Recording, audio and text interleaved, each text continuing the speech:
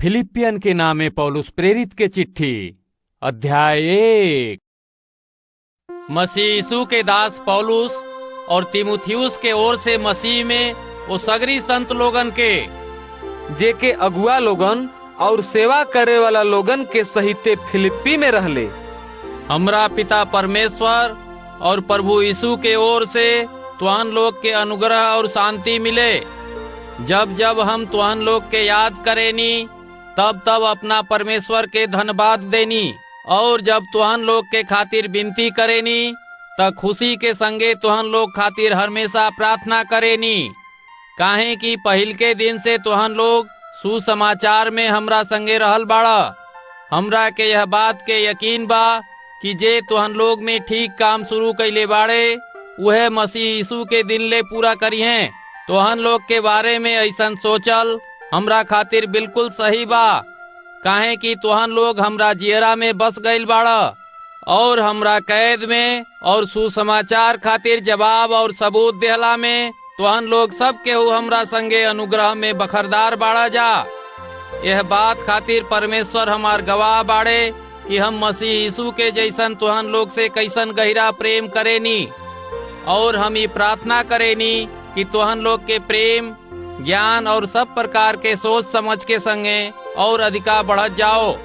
यहाँ ले कि तुहान लोग नीमन से नीमन बतियन के पियारा असली बूझ, मसीह के दिन अइला तक ले सांच बनल रहे और ठोकर जन खा, और वो धर्मीपन के फल से जवन यीशु मसीह के द्वारा होखेला तोहरा जिंदगी में पूरा होखत जाओ, जैसे परमेश्वर के महिमा और स्तुति होखत रहे। हे भाई लोग, हम ही चाहे नी कि तुहान लोग ही जान ल कि हमरा पर जवन बीतल रहे ओसे सुसमाचार के तरक्की भइल बा। इहवा ले कि कैसर के राजमहल के सगरी सेना और बाकी सगरी लोग में ई प्रगट हो गईल बा कि हम मसीह खातिर कैद बानी, और प्रभु में जवन भाई लोग बाड़े वो लोग में से कुछ लोग हमरा कैद भइला के कारण हिम्मत बांध के परमेश्वर के वचन बिना डर के सुनौला के औरो हिम्मत करेले। कुछ लोग त डाह और झगड़ा के कारण मसीह के प्रचार करेले, और कुछ लोग नीमन मनसा से। कई एक लोग त ई जान के कि हम सुसमाचार खातिर जवाब देवे के ठहरावल गईल बानी और ऊ प्रेम से प्रचार करेले, और कई एक जना त सिधाई से त ना बाकी विरोध से मसीह के कथा सुनावेले, ई सोच के कि हमरा कैद में हमरा खातिर मुसीबत के बढ़ावे लोग। तो का भइल खातिर यह कि चाहे कपट से चाहे सच्चाई से मसीह के प्रचार सगरी प्रकार से होखेला। यही कारण हम खुश बानी और खुश रहबो करब, काहे कि हम ई जाने नी कि तोहन लोग के प्रार्थना से और यीशु मसीह के आत्मा के मदद से यह कैद से हमार छुटकारा होखी। हम त दिल से यह इच्छा करेनी और ये आशा रखेनी कि हम कोनो बात में शर्मिंदा ना होखी। बाकी जैसे हमार बहुते हिम्मत के कारण मसीह के बड़ाई हमरा देह के द्वारा हमेशा होखत रहे, वैसन के अभंगो होखे, चाहे हम जियत रही चाहे मर जाई। काहे कि हमरा जियता रहला में मसीह बाड़े और मर गईला में फायदा बा। बाकी यदि देह में जियता रहल हमरा काम खातिर फायदा देवे वाला बात हम नइखी जानत कि कौना के चुनी, काहे कि हम दोनों के बीच में लटकल बानी। मन त करेला कि मसीह के लगे चल जाई, काहे कि बहुते नीमन बा। बाकी देह में रहल तुहान लोग के खातिर औरो जरूरी बा, और ऐसे कि हमरा के एकर भरोसा बा। यही से हम जाने नी कि हम जियत रहब और तुहान लोग के संगे रहब, जैसे कि तुहान लोग विश्वास में पक्का होखत जा और ओमे खुश रह, और जवन खुशी तुहान लोग हमरा बारे में करेला ऊ हमरा तोहरा संगे रहला से मसीह यीशु में और अधिका बढ़ जाए। खाली इतने कर कि तुहान लोग के चाल चलन मसीह के सुसमाचार के काबिल होखे, चाहे हम आके तुहान लोग के देखी चाहे ना आई। खाली तुहान लोग के बारे में यही सुनी कि तुहान लोग एक ही आत्मा में अटल बाड़ा और एक ही मन होके सुसमाचार के विश्वास खातिर मेहनत करत रहेला, और कौनो बात में विरोधी लोग से जन डेरा। ई ऊ लोग के नाश होके के बिल्कुल साफ चिन्ह बा। बाकी तुहन लोग खातिर उद्धार के और ई परमेश्वर के ओर से बा। काहे कि मसीह के सेवा खातिर तुहन लोग पर ई अनुग्रह भइल बा, खाली उनका पर विश्वास करे खातिर ना, बाकी उनका खातिर दुख उठावा जा। और तुहन लोग के वैसन के मेहनत करे के बा जैसन तुहन लोग हमरा के करत देखला, और अबहुओ सुने ल कि हम वैसन के करे नी। फिलिपियन अध्याय 2। यही से मसीह में कुछ शांति, प्रेम से ढाढ़स, आत्मा के संगति, कुछ करुणा और दया बा। त हमारी खुशी पूरा कर कि एक मन रह, एक ही प्रेम भावना और एक मनसा रख। विरोध या झूठों के बड़ाई खातिर कुछ जन कर, बाकी नम्र बन के एक दूसरा के अपना से निमन बुझ। हर एक जना अपने भलाई खातिर ना, बाकी दूसरा के भलाई खातिर चिंता कर। जैसन मसीह यीशु के स्वभाव रहे वैसने तुहनो लोगन के स्वभाव होखे के चाही। जे परमेश्वर के स्वरूप होखला पर भी परमेश्वर के बराबर होखे के अपन अधिकार ना बुझले, बाकी मसीह अपना आप के शून्य के बराबर कर दिहले और दास के ऐसन रूप ध लिहले और आदमी के जैसन हो गईले। एह तरह से आदमी के रूप में प्रगट होख के अपना आप के दिन कैले और इहवा ले आज्ञा माने वाला बनले की मौत, हाँ क्रूस के मौतो सह लियले। एह कारण परमेश्वर उनका के बहुते महान कैले और उनका के ऊ नाम दिहले जवन सगरी नाम में ऊंचा बा, जवन सरग में और धरती पर और जवन धरती के नीचे बा, ऊ सगरी यीशु के नाम पर घुटना टेके और परमेश्वर पिता के महिमा खातिर हरेक जीव मान ले कि यीशु मसीह ही प्रभु हुए। यही से हे हमार प्यारा लोग, जौना तरह तुहन लोग हमेशा से आज्ञा मानत अइला जा हमार हाजिरी में, बाकी अब ओसे अधिका हमार गैर हाजिरी में डेरात और कांपत अपना उद्धार के काम पूरा करत जा। काहे कि परमेश्वर ही बाड़न जे अपना नीमन इच्छा खातिर तुहन लोग के मन में इच्छा और काम दोनों बात के पूरा करे खातिर प्रभाव डलले बाणे। सगरी काम बिना कुड़कुड़ैले और बिना झगड़ा के कैल कर, ऐसे कि तुहन लोग बिना दोष के और भोला बन के टेढ़ और भ्रष्ट पीढ़ी के बीच में परमेश्वर के बिना कलंक के संतान बन के, जेकरा बीच में तुहन लोग दुनिया में तरई जैसन चमक, जिंदगी के वचन के मजबूती से धैले रह, जौना से मसीह के दिन में हमके यह बात के खुशी होखे कि ना तो हमार दौड़ धूप और ना हमार मेहनत बेकार गईल। और यदि हमरा के तुहन लोग के विश्वास के बलिदान और सेवा के संगे आपन खूनो बहावे के परी, तब हम खुश बानी और तुहन लोग सब केहू के संगे खुशी मनाइब। वैसा ही तुहनो लोग खुश रह और हमरा संगे खुशी मनाव। हमरा के प्रभु यीशु में आशा बा कि हम तीमुथियुस के तुहन लोग के लगे जल्दिए भेजब, ऐसे कि तुहन लोग के दशा सुन के हमरा के शांति मिले। काहे कि हमरा लगे एकरा ऐसन स्वभाव के केहू नहीं खे जे शुद्ध मन से तुहन लोग के फिकर करे। काहे कि सब केहू आपन आपन भलाई के फिक्र में रहेला, ना कि मसीह यीशु के। बाकी तुहन लोग उनकरा के परखबो कैला और जान भी लियला कि जैसन लइका बाप के संगे काम करेला, वही तरह उहो सुसमाचार के फैलौला में हमरा संगे मेहनत कैलन। यही से हमके आशा बा अपना बारे में कि जैसे ही हमके पता लागी कि हमार दशा का होई, वही समय हम ओकरा के तुहन लोग के लगे भेज देब। और प्रभु में हमरा के भरोसा बा कि हम खुदहू हालिए आईब। बाकी हम इफ्रुदितुस के, जवन हमार भाई और संगे काम करे वाला और संगी सिपाही और तुहन लोग के दूत, हमार जरूरत पूरा करे खातिर जेकरा के तुहन लोग भेजले रहला, ओकरा के तुहन लोग के लगे भेजल जरूरी बुझेनी। काहे कि उनकर मन तुहन लोग में लागल रहत रहे, यही से ऊ बेचैन रहत रहे। काहे कि तुहन लोग उनकरी बीमारी के हाल सुनले रहला, और ऊ तो बीमार जरूर हो गईल रहे, इहवा ले की मरे पर रहे। बाकी परमेश्वर उनकरा पर दया कैले, और खाली उनकरे पर ना बाकी हमरो पर दया कैले कि हमके मुसीबत पर मुसीबत ना होखे। यही से हम उनकरा के भेजे के और कोशिश कैनी कि तोहन लोग उनकरा से फिर भेंट करके खुश हो जा और हमरो फिकिर कम हो जाए।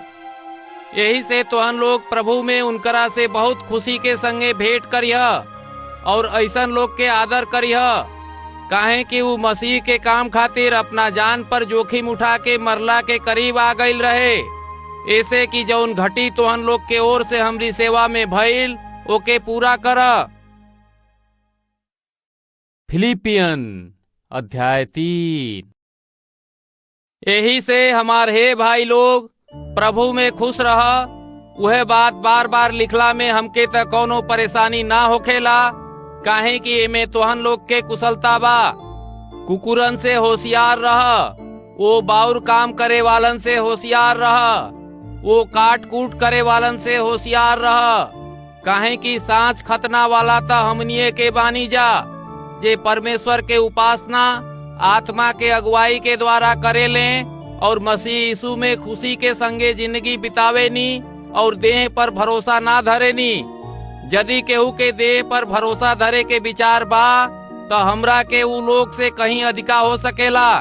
8वां दिन हमार खतना भइल। इस्राएल जाति के बिन्यामीन कुल के हई, इब्रानी लोग के इब्रानी हई। व्यवस्था के बारे में यदि कह तो फरीसी हई।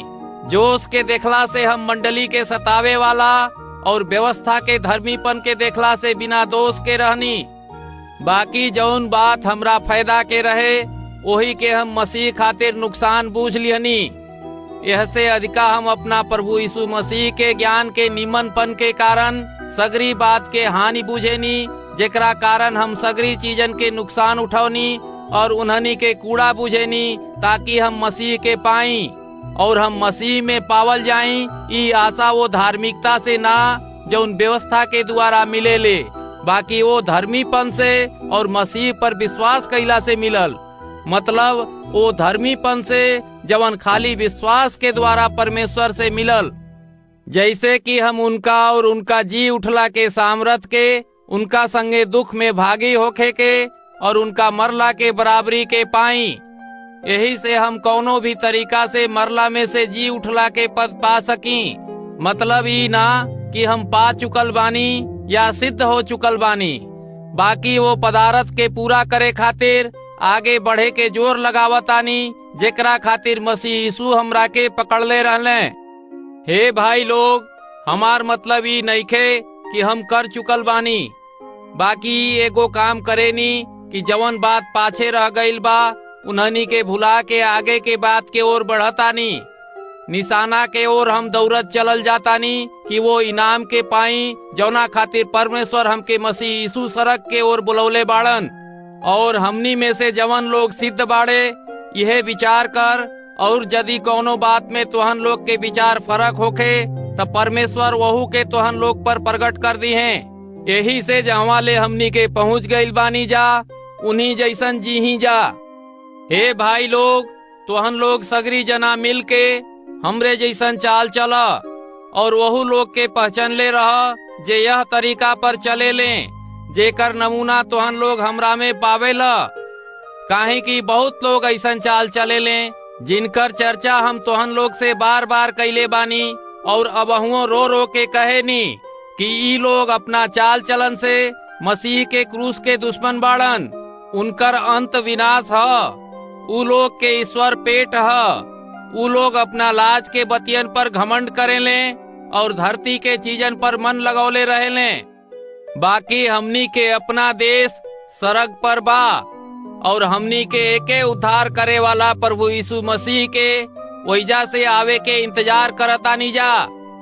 उ अपना ताकत के वो आसन से जेकरा द्वारा उ सगरी चीजन के अपना कब्जा में कर सकेले हमनी के कमजोर मरे वाला देह के रूप बदल के अपना महिमा के देह के जैसन बना दी हैं। फिलिपियन अध्याय 4। यही से हे हमार प्यारा भाई लोग, तोहन लोग जे हमार खुशी और ताज हुआ, तोहन लोग के देखे खातिर हमार मन तरसेला। हे प्यारा लोग, प्रभु में यही तरह से अटल रह। हम योदिया और सुन्तुखे दोनों से विनती करेनी कि ऊ लोग प्रभु में एक मन रह जा। और हे हमार साथ संगतिया, हम तोहरा से विनती करत बानी कि तू ओ मेहरारूवन के सहायता कर जवन लोग हमरा संगे क्लेमेंस और हमरा दूसरा संगतिया के संगे सुसमाचार प्रचार काम में हमरा संगे जुटल रहली। यह लोगन के नाम जीवन के किताब में लिखल बा। प्रभु में हमेशा खुश रह। हम फिर से कहतानी कि खुश रह। तुहन लोग के नरमपन सगरी आदमी लोग पर प्रगट होखे। प्रभु निगिचा बाड़े। कौनो भी बात के फिकिर जन कर, बाकी सगरी बात में प्रार्थना और निवेदन के द्वारा तुहन लोग के विनती धन्यवाद के संगे परमेश्वर के सामने हाजिर कइल जाओ। तब परमेश्वर के शांति जवन सब आदमी के समझ से परे बा तुहन लोग के दिल और दिमाग के मसीह यीशु में संभाल के धैले रही। हे भाई लोग, जवन जवन बात साँच बा, जवन जवन बात इज्जत करे लायक बा, जवन जवन बात न्याय के संगे बा, और जवन जवन बात पवित्र बा, जवन जवन नीमन बा, जवन जवन मन के नीमन लागे वाला बा, और जवन जवन बड़ाई करे लायक गुण वाला बा, ओही में मन लगौले रहिया। जवन बात हमरा से सीखला, पवला, सुनला और हमरा में देखला, तोहनो लोग वैसन के कर। और परमेश्वर जे शांति के सोता बाड़े तुहन लोग के संगे रहिए। हम प्रभु में बहुते खुश बानी कि अब इतना दिन के बाद तुहन लोग के विचार हमरा बारे में फिर से जाग गइल बा। जरूरे तुहन लोग के शुरुओं में इनकर विचार रहे, बाकी तुहन लोग के दिखावे के मौका ना मिलल। ई ना कि हम अपना घटी खातिर ई कहतानी, बाकी हम ई सिखले बानी कि जौना दशा में बानी ओही में संतोष करी। हम गरीबियों में रहल जाने नी और सगरी चीज से भरपूरो रहल जाने नी। हर एक बात और हर हाल में हम पूरा होखल, भुखाइल रहल और घटल बढ़ल सीख लिहले बानी। मसीह जवन की हमरा के सामर्थ देले उनकरा द्वारा हम सगरी कुछ कर सकेनी। तब अहुओ तुहन लोग निमन कैला कि हमरा दुख में हमार मदद कैला। हे फिलिपियों, जैसन कि तुहन लोग खुदे जाने ला कि सुसमाचार के प्रचार के काम से जब हम मकिदुनिया से विदा भईनी त तुहन लोग के छोड़ के कौनो और मंडली लेन देन के बारे में हमार सहायता ना कैलस। यह तरह जब हम थिस्सलुनीके में रहनी तब तुहन लोग हमरा मदद खातिर एक ही बार ना बाकी 2 बार दान भेजला। ई बात नइखे कि हम दान चाहे नी, बाकी हम ऐसन फल चाहे नी जवन तुहन लोग के फायदा खातिर बढ़त जाओ। हमरा लगे सगरी कुछ बा और बहुते ज्यादा करके बा। तुहन लोग इपफ्रुदीतुस के हाथे जवन दान भेजला ओके पा के हम बहुते संतुष्ट हाक गइल बानी। ऊ त मन के मोह ले वाला खुशबू और कबूल करे लायक बलिदान बा जवन परमेश्वर के अच्छा लागेला। हमार परमेश्वर अपना वो धन के जैसन जवन महिमा के संगे मसीह यीशु में बा तुहन लोग के सगरी जरूरत के पूरा करी हैं। हमार परमेश्वर और पिता के महिमा जुग जुग ले होखत रहे। आमीन।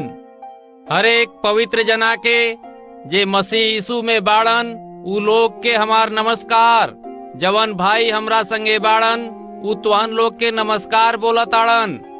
सगरी संत लोग ज्यादा करके जे कैसर के घराने के बाड़न तुहन लोग के नमस्कार बोलताड़न।